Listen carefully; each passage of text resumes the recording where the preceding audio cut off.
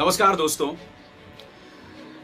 देखिए, जब आप ताकतवर लोगों से सवाल करते हैं ना, और जब आप सच की लड़ाई लड़ते हैं तो आपके रास्ते में जबरदस्त कठिनाइयां आती है। आपको याद होगा, कुछ दिनों पहले मेरे फोन नंबर को सार्वजनिक कर दिया गया था और मेरे बारे में एक दुष्प्रचार किया गया था कि साहब अभिसार शर्मा एक देशद्रोही है।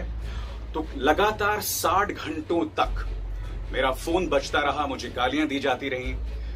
उसका परिणाम यह हुआ कि मैंने फिर 4 लोगों को गिरफ्तार भी कराया। अब एक नया प्रचार आया है दोस्तों।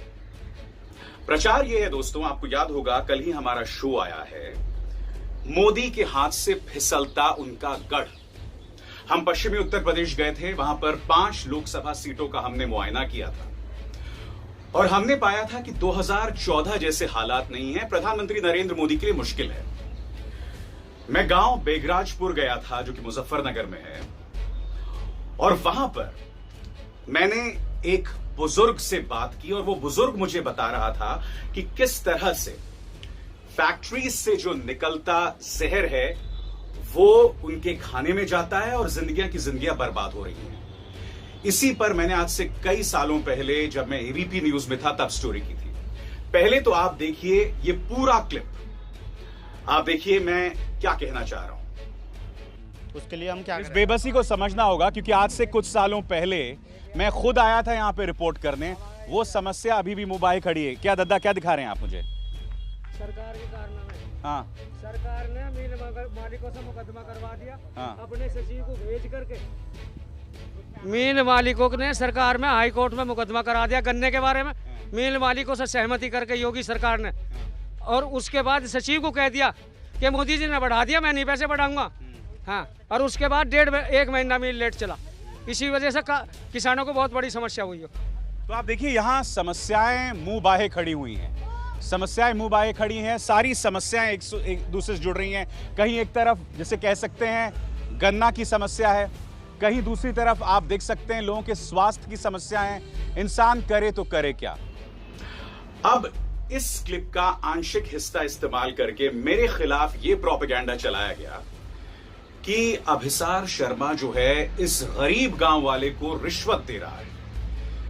आपने उस वीडियो में देखा दोस्तों कि वो न्यूज़पेपर क्लिपिंग थी, मगर मेरे खिलाफ बीजेपी के आईटी सेल ने झूठा प्रोपेगेंडा ये चलाया कि मैंने उसको रिश्वत दी है।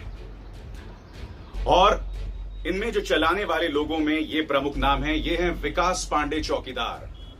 ये भारतीय जनता पार्टी के आईटी सेल से जुड़े हैं। ये वो शख्स हैं जो ट्विटर हेडक्वार्टर्स के बाहर आए थे कि हमें किस तरह से टारगेट किया जा रहा है, बेचारे भक्तों को, बेचारे आईटी सेल्स को, हमारे अकाउंट सस्पेंड हो जाते हैं। क्योंकि मैं जो आपके सामने लाता हूं दोस्तों, वो तथ्यों पर आधारित होता है, गांव वालों से बातचीत पर आधारित होता है। इसमें कोई प्रोपेगेंडा नहीं होता है। ये बीजेपी का आईटी सेल नहीं है। ना इस सरकार के अच्छे दिन है कि आप कुछ भी कह लें, अनाप शनाप बोल दें और जनता को मूर्ख बना दें। इसके अलावा ये और शख्स हैं, चौकीदार शशांक सिंह, और फिर ये शख्स है जिसका नाम बीन यूमर है, मगर इसका असली नाम है विनय शर्मा। ये तमाम लोग हैं जो मेरे खिलाफ झूठ प्रसारित कर रहे हैं। आप इन लोगों के ट्विटर हैंडल्स देख चुके हैं। मैं इनके खिलाफ कार्रवाई करूंगा। इसलिए करूंगा दोस्तों क्योंकि जब झूठ सामने हो तो उसे आप जाने नहीं दे सकते, उसे आपको चुनौती देनी पड़ेगी, और मैं इन्हें चुनौती दूंगा कानून के दायरों में।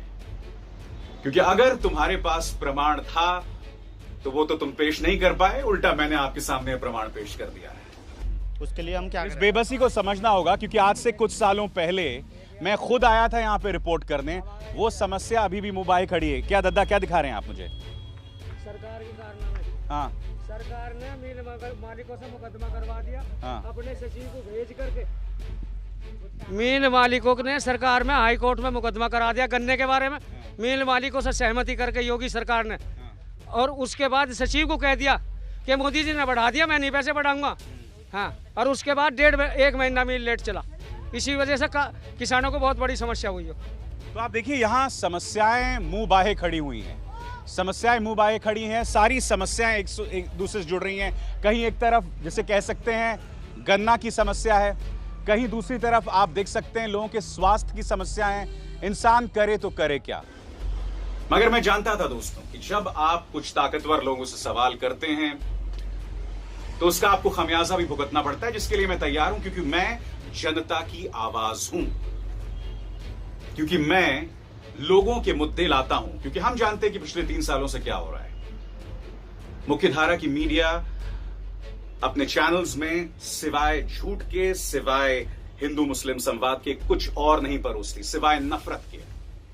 न्यूज क्लिक में हम अपनी जिम्मेदारी समझते हुए लोगों के मुद्दे आप तक पहुंचाते हैं, और वही मैं इस रिपोर्ट के जरिए भी कर रहा था और आगे भी करता रहूंगा। मैं डरूंगा नहीं दोस्तों, क्योंकि मेरी ताकत आप लोग हैं, आप जो कि न्यूज क्लिक की दर्शक हैं, जो न्यूज क्लिक से जुड़े संवाद में बहुत ही सकारात्मक रूप से शामिल होते हैं।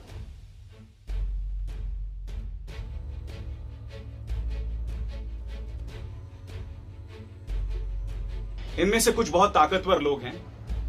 अगर कोई कमजोर होता, कोई भटका हुआ होता तो मैं उसे माफ कर देता, क्योंकि जिन 4 लोगों की गिरफ्तारियां मैंने 1 महीने पहले कराई थी, उनमें से 3 लोगों को माफ कर दिया था, मगर अब नहीं करने वाला हूं।